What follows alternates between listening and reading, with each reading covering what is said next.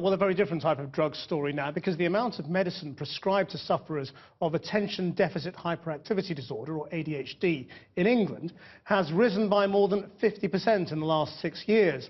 The Care Quality Commission says the increase is due to more people being diagnosed with the condition.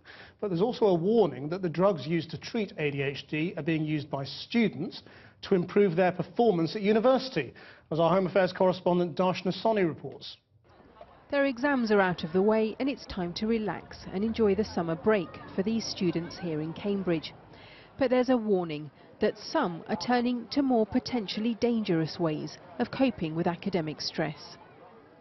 Research suggests a growing number of students are using medication to improve their concentration and boost performance.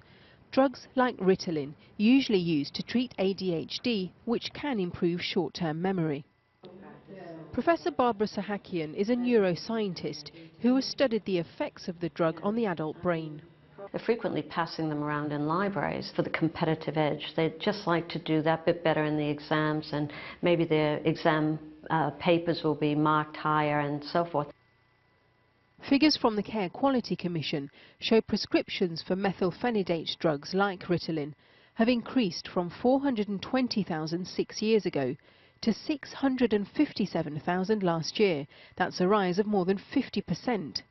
The watchdog says it thinks the rise is due to more people being diagnosed with ADHD, but it warns that there's also potential for the drugs to be misused. And it's that potential misuse which is worrying academics. A recent study suggested that as many as 1 in 10 students here in Cambridge had taken the so-called smart drugs. But this raises all sorts of ethical questions. Do these pupils have an unfair advantage? And should there be random testing before exams? We spoke to numerous students who said anecdotally they'd heard that the drugs were easy to obtain online, even without a prescription. Online, I think it's quite popular. And is it mainly for what? For students to help with exams, or? I think there is quite a lot of pressure from exams on students, so I imagine that's why.